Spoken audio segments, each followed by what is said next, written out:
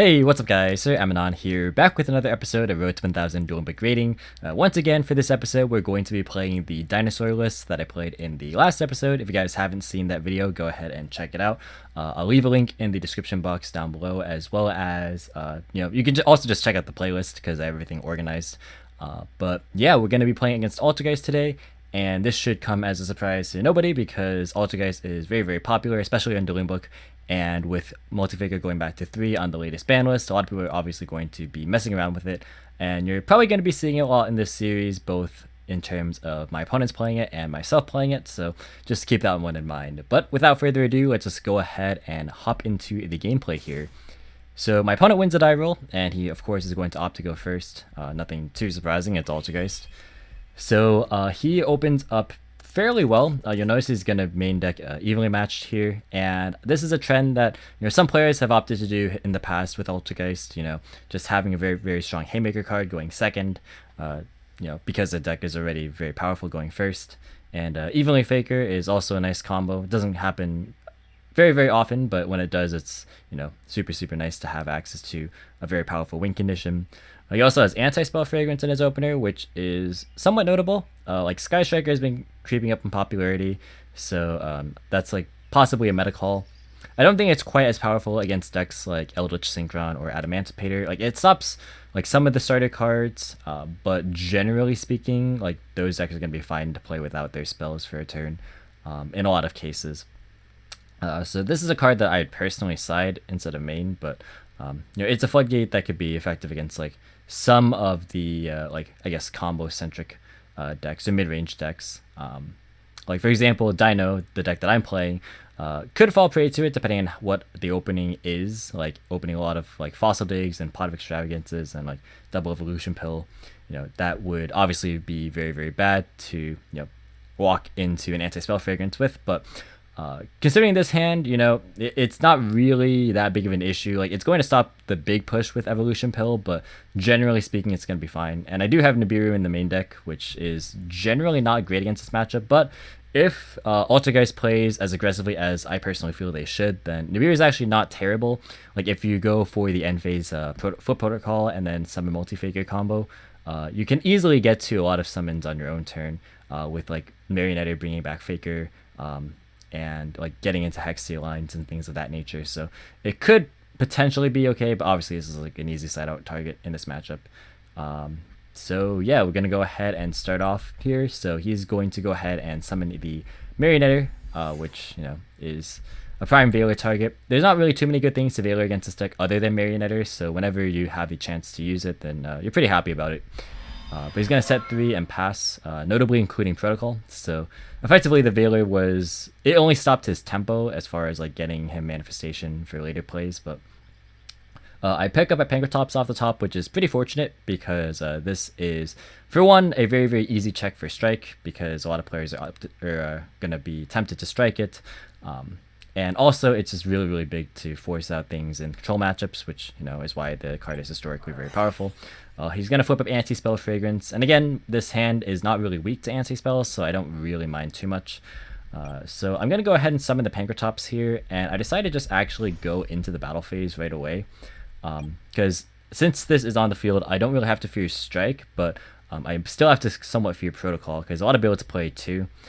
So like even though I negated the Marionette with the effect Veiler, it's still possible that he hard drew it, which in this case he actually did. So this is just playing around it so that I don't have to deal with that extra negation if possible. If he has other things like Compulsory or like the Imperm that he has here, he's gonna have those cards regardless. But like just taking that out of the equation makes it so that like it limits the types of responses that he has, right? Because now I know he doesn't have Strike. Now I know he doesn't have Protocol. So I'm like fairly certain of like the types of cards he could have. Like he could maybe be playing Floodgates like Summon Limit or Rivalry, or he could be playing like Lost Wind, Compulse, Torrential, stuff like that, or Crackdown. So with that in mind, I'm gonna proceed with the play. I don't really have a good way to play around things like Summon Limit, so I just kind of have to go for it. Miscellaneous Source is going to come down with this hand effect to protect everything in my main phase, and then I'm going to use its banish effect in the graveyard to go ahead and summon the Emanon Archosaur, which is going to pop this baby in hand and grab myself another copy of Double Evolution Pill, which is of course not going to be able to be activated. But again, I already used my battle phase. That's another reason why I didn't really mind sacrificing it, because I wasn't going to OTK him regardless in most cases, especially if he had like meaningful interaction. But yeah, we're going to go ahead and summon the Oviraptor off of the baby that we popped off of the Archosaur. Oviraptor will go ahead and add another copy of baby. And since we are insulated with Miscellaneous Source, Infinite Impermanence is relatively dead here, unless if I commit into like an extra deck play that actually is a non-dino. But yeah, we're going to go ahead and swap out babies and then trigger the one in graveyard that we popped off the Oviraptor for another copy of Miscellaneous Source, just to have a follow-up play. And then I decide that it's fine to just go ahead and add Analogia here. I'm not playing like IP or anything, because this is an extravagance build. So these cards are kind of sitting here a little bit dead, but like it's fine. I decided to just go ahead and make a Linkuriboh to insulate myself from like Meliseek, and then just pass on that. So it's a little bit awkward to end on a board like this, but I didn't really feel like fully committing, especially because like I couldn't trigger Rex off of Evolution Pill, obviously because of anti-spell fragrance. I kind of had to deviate a little bit, but I figure like Pankratops Logia in a lot of cases is generally going to be fine. Alright, so he picks up another copy of Marionettor, and I decide I'm gonna just drop Logia on it because like I feel like his back row are probably there's only so much his back row can be, and even though I was protected under Miscellaneous Source, I feel fairly comfortable doing this because he is low in resources. He is going to respond with Impermanence on the Yugioh, so his Marionettor does get to resolve, but this is kind of like the thing with Geist sometimes, is that like even though like you have some ways to access your engine, like Marionettor can only get you so far, and like you really need to access to Meliseek more than anything, because Meliseek is the card that actually accesses you to the entire engine. And Faker of course expedites that process, but really it's Meliseek. So Linkuriboh will be attacked into. I need to go ahead and respond with Linkuriboh's effect. Nothing too surprising. He's going to set the evenly and then pass. So yeah, I go ahead and draw a copy of Ash for turn. And I decide, alright, so now is the time to try and push with Double Evolution Pill and see how far we can get. This build also doesn't run Overtext Quatless, which will be good in this specific matchup, but I feel like against the top decks, Ultimate Conductor Tyranno is going to put in a lot more work, and Quatless can definitely be a brick at times, whereas this card is a lot more live when you draw it. So I just feel like Quatless is, it's a potential consideration depending on how the metagame shifts, but I think right now it's actually not super needed. The biggest argument for it is that like it creates kind of a resource loop, with Pill summoning the Quatless and then Quatless destroying itself to getting another Pill, so you can like go into UCT later. So like that's kind of cool, but again, like when you draw a Quatless, it's not really the greatest card to draw. So I figured I'm gonna just go into battle phase again in case like I still want to play around Protocol, because like if I played around Protocol last turn, there's no reason for me not to play around it this turn. So I'm just gonna go ahead and attack. I didn't actually realize I could have threatened lethal if I had just switched this baby into attack position, because as you can see, he lives with 100 life, so it would have at least forced out the manifestation. So that was a misplay on my part, but in the end, again, like Geist definitely needs like specific resources to be able to pop off. And like if he has a spoofing, I can like Pankratops it, because again I don't have to fear Protocol at this point. So yeah, like the only way is like if he flips Manifest and then like I don't know, for some reason like I try and chain Pankratops, I guess like you can Protocol, send away the Manifest, but if he like tries to go Manifest and then chain spoofing to shuffle away the Manifest, then I can like pop the spoofing with the Pankratops, and then Protocol would have nothing to send for cost because the manifestation would have been shuffled back. So I felt fine in this position. Like spoofing was like really the only card that I actually felt like would have actually got him back into the game. So I felt okay with it.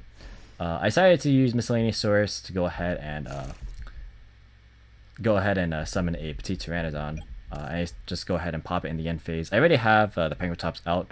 Like usually that's the play that you go for if you're gonna summon two, but You'll notice that like this was the 4th dino I had because I banished 2, and then this is the Oviraptor was my 3rd dino. So that means that I couldn't just directly summon the Oviraptor, so I had to kind of go about it a roundabout way. But I decided to just go ahead and trigger Oviraptor in the end phase to search another Oviraptor, just to ensure that I had a continual play, whereas he currently does not. And I don't really feel any pressure with the anti-spell. So he draws another copy of Evenly, so that's 2 dead Evenlys, unfortunately for him. And he's going to go ahead and manifest back the Marionetter, but there's not really a whole lot he can do, so he just decides to scoop it up. Because like all you really have to do is just attack, and then that's just game. So going into game 2, I decided to just side in like generic back row hate. I think my side is like Cosmics, Reboot, and I think Double Lightning Storm, just because that's all I had space in my side for. So yeah, we're also fortunate enough to draw Pankratops again, which is like really strong. But his hand is considerably better in that he has Double Strike Judgment instead of like something like a dead Evenly. But yeah, he's gonna go ahead and normal the Marionetter, no Veiler this time, so he gets a copy of Protocol Set. And he has a dead 1-for-1, and that's kind of like the thing with 1-for-1 is that it's really powerful, but it also has a propensity to be dead at times. So like it's high risk, high reward for sure. But yeah, he has Insulation against Evenly Matched and Lightning Storm with Judgment, and he has Double Strike, and he has Protocol, so he's pretty well set up here. I decided to go ahead and Terraforming for a copy of Lost World, just because Lost World is really good against Geist, because a lot of their removal like in-engine cards target, so things like Silk, things like Melisleek, they all target. So Lost World's targeting prevention is very relevant. Alright, so now I'm gonna go ahead and activate Lost World, and the idea is to summon Pankratops similar to last game to try and force things out, and I also get to or I would also theoretically get to use Lost World here. But he's going to go ahead and strike it. This is what I was mentioning in the last game, is that, Pankratops is a pretty big strike magnet, so if they have it, they're probably going to use it on it. Not really too surprising. So yeah, I'm going to go ahead and follow up with a normal summon Oviraptor. I don't use Cosmic at all, by the way, here, just because, like, I figure I can chain Cosmic to Protocol, so, like, that would get me some value, and also, like, blind hitting doesn't really make a lot of sense into 4 back row, so I decided just not to do it. But he's going to just Judgment the summon to play around a potential like miscellaneous source. Although actually no, even if he striked that, it would have been fine. So I guess regardless, it didn't really matter. But it's to play around Lost World. That's right, because I have Lost World up, so we're just chain blocked. So yeah, he's gonna Judgment the summon. That's pretty much the end of my turn actually. So just go ahead and pass. I drew double Archosaur, and I believe I sided a copy out. So that was those are the only 2 copies I had. So yeah, he actually drew a multi-faker, which is very strong. So you can just go ahead and flip Protocol and summon multi-faker, and then go ahead and summon a copy of Melisleek. So you can go for the aggressive play. So he's going to go ahead and go for a search off the Melisleek, 1 Sealing Sway for Hextia. And he searches another copy of Multi-Faker, which I thought was pretty interesting, instead of going for a copy of Marionetter, which like normally you would go to summon it and then like swap out for like Faker. But then again, he did this on his turn instead of my end phase because he drew the Faker for turn, so he can't like trigger Faker again here. So he played the turn just a little bit differently. But yeah, he went ahead and targeted itself and Melisleek with the existing Marionetter that he had. I thought about using Cosmic there, but I also thought about just like trying to force Hextia, because like the idea is I want Lost World to resolve, right?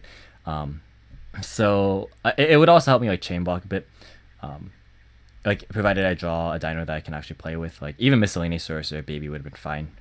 But yeah, I actually kind of like didn't consider that like Lost World is making this Melisleek 0, so like there was really no point in using this Cosmic here when I did, because like it wouldn't have dealt any damage. So I kind of just didn't really think about that for some reason, but luckily for me, he uses Hextia anyway, which means that the Melisleek is not going to be able to activate again, because again, it's a hard once per turn. So it takes some damage, and then he's going to 1-for-1 at main phase 2 to get a Melisleek on board. So yeah, at this point, like I have to draw something very specific, And Cosmic is, not the best here. It would have been fine if the rest of my hand was okay. But Archosaur is 0 attacks, so it's not like I could have summoned Archosaur and then like triggered Lost World, and then like given him a token. So yeah, like wasn't really looking too good. He's gonna Hexia negate this Cosmic, and he can search like another copy of Faker, which he can trigger like if he activates Strike. But yeah, at this point I'm like, well, Archosaur is 0, so like even though the Lost World can now resolve and not be negated by Hexia, it doesn't matter because I can't attack over it. So not really a whole lot for me to do there. So just go ahead and scoop it up. So yeah, we're going to go ahead and go into game 3 here. And our hand is looking very, very strong. So we have a pointer, which is, picking up popularity as far as like a going first side option. A lot of you guys probably already know about this since, you guys have been playing in the format while I have not been. But yeah, it's very, very good insurance just to make sure that you don't lose the side deck cards. Or if they don't really draw like any blowout side cards, you can just like snipe the best card of their hand. So yeah, I'm going to go ahead and start off with Extravagance. He does have Lanta in his hand, but he just doesn't immediately shotgun it. I think maybe he wasn't expecting Extravagance because I don't believe I drew it in either of the first 2 games. I don't believe. But yeah, we pick up a Lost World and a Baby Ceratosaurus, which is extremely relevant because Lost World also plays around evenly, which he has happened to draw. So that's very, very good news. We can also chain block the Oviraptor, and that's really, really good. And since I already have Miscellaneousaurus, I feel okay to just go ahead and send Giant Rex. I could have also just searched another copy of Oviraptor for like next turn, but I wanted to like just raise my ceiling. But he does drop the Lancia after I go to Miscellaneousaurus, or use Miscellaneousaurus' hand effect. So that definitely hinders my plans a bit because like the idea, of course, was to go Archosaur, pop Baby, summon like another Miscellaneousaurus, and like that would have been a follow-up play. And then I could have like pilled, banish the Rex with like a Linkuriboh, and then go for like the full combo basically with like the barrier statue and everything. But I decided because I'm under Lancia now, I have to deviate a bit. So I'm going to Oviraptor target the token and protect it with Lost World to destroy Baby. And then just summon Archosaur this way. Pop the Baby, grab a pill just for next turn. And then go ahead and summon out Miscellaneousaurus. So like if I didn't have Lost World, then my play would have like been very, very bad. But at least like I had an alternate line where like normally when you have like this kind of opener, you would summon a Baby off like the Baby and then Oviraptor pop the Baby and then like Baby summon out something else. But like Oviraptor can now pop the token because of the way that I opened with Lost World. Like I was under Lancia and everything. But yeah, I'm going to go ahead and make a Logia and make a Linkuriboh again because Meliseek, and then pass with a pointer set. So with the pointer, Ash, and Logia, I feel okay. I don't feel great, but I am guaranteed to play next turn provided I survive, which, you are almost guaranteed to survive turn 1 in this matchup. Like, it's basically guaranteed. So yeah, I'm going to go ahead and a pointer right away. And I get to see his hand. Like, the knowledge is just really, really powerful. So just get to take away the best card. And I decide, okay, he can't really evenly me, because even if he makes a Linkuriboh out of the token that I give him, like he would have to like crash into the Logia, and then like I could just negate the evenly with Logia, so I don't really feel that bad about that. Plus I have Ash for Desire, so like I have an answer to like his 2 most problematic cards. So I don't really feel any pressure. So I decided to actually just get rid of a Strike, because the card comes back during the same end phase. So like there's not really any point in getting rid of like Faker, especially since I can negate the evenly with the Logia here. He activates the Desires, and it's interesting that he is playing Desires like in general, because like Extravagance is such a popular card in that deck. But yeah, I go ahead and Ash it. He knows I have Ash too, because the pointer requires you to reveal your hand. So he knew that was going to get Ashed. And then he made a Linkuriboh, or he makes a Linkuriboh and just passes. So yeah, we remember like sometime during my turn that the Strike comes back. But yeah, I go ahead and banish 4 for Miscellaneousaurus. Yeah, now here's what I remember. But I'm gonna go ahead and summon a copy of the Oviraptor, and at this point I have pretty much everything that I need. We can summon Rex, and then search off Oviraptor. We can chain block there. I could have like used Lost World as well, but I just go ahead and normal summon the baby, swap out with Overraptor, trigger copy of baby, and from here it's like just making sure I have damage. Like I'm too lazy to calculate, so I just like summon everything, and just go ahead and negate the Linkuriboh in the battle phase. This is my plan, and just attack for game. So yeah, overall this was I think a fairly good showcase of what the deck can do. Provided that like it doesn't have the optimal setup. Like I went second in both of those first 2 games, and the third game I got met with a hand trap that was like pretty powerful against the specific opening hand that I had, but I was able to recover a bit. So that's kind of just some of the things that you can do, like when you don't meet 0 resistance, which you should never expect to go completely uninterrupted in any game, going first or second, no matter what deck you're playing. So yeah, I think it was a pretty good demonstration overall. And that's going to be it. So thank you guys so much for watching this video. Hope you guys enjoyed. If you did, be sure to leave a like as well as any thoughts or feedback in the comment section down below. Feel free to subscribe for more informative and competitive Yu-Gi-Oh content. If you want to, you can follow me on Discord, Twitter, or Twitch, all 3 links in the description as always. And once again, thank you so much for watching, and until next time, I'll catch you in the next video. See you guys!